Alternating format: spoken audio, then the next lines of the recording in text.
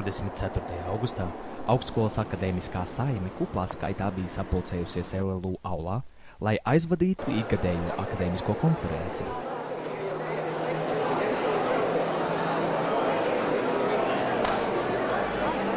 Pirms pasākuma mācību spēki un darbinieki saņēma jaunākos universitātes sagatavotos iespiedu darbus, LLU 2010. gada publisko pārskatu, laikraksta plēsums numuru un jaunā studiju gada kalendāru.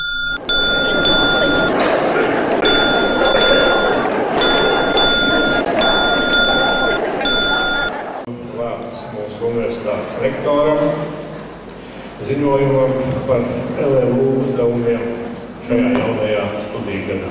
Atklājot konferenci, LLU rektors Juris Skujāns noteica būtiskākos LLU uzdevumus jaunajā studiju gadā. Veidot studiju procesu tā, lai būtu apmierināti arī šī studiju procesa gala produktu saņēmēji, tas ir ražotāji, tas ir mūsu tautsaimniecības attīstība. Mēs esam ļoti daudz panākuši, bet bija arī milzīgs darbs ieguldīts, un tur daudziem paldies liels. Rektors runāja arī par jautājumiem, kas saistīti ar starptautisko sadarbību, izmaiņām studiju procesā un augstskolas īpašumiem. Viens ir, ka mums jāstrādā pie studentu piesaisti, bet otrs, nedrīkstam mēs tos piesaistītos studentus viegli palaist projām. LLU mācību prorektors Arnis Mugurevičs konferencē atskatījās uz iepriekšējā studiju gada sasniegumiem, studējošo skaita dinamiku, mācību spēku darba kvalitāti, kā arī atklāja jaunos uzņemšanas rezultātus. Svarīgi arī šī mūsu mācību spēku mobilitāte, piedalīšanās konferencēs, dažādās kvalifikācijas celšanas iespējās, komandēji. Kā jūs redzat, tad šogad tādu bijuši 803.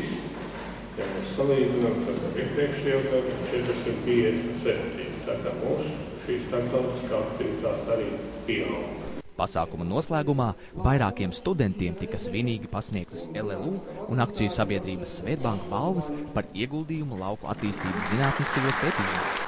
Balvu bakalaura darba grupā saņem Toms Bērziņš, Mārtiņš Osis un Mārtiņš Cimdars. Savukārt apbalvojums maģistra darbu grupā tika piešķirts Tijai Neifeldei.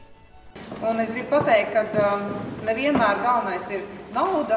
Šajā reizē tā gan būs nauda uzvarētājiem, un labākajiem, bet jebkurā gadījumā sadarbības pamatā ir smaids, atklātība un tā attieksme, kāda mums ir vienam pret otru. Un es domāju, ka tās rezultātā arī veidojās šīs labās lietas un labās ziņas.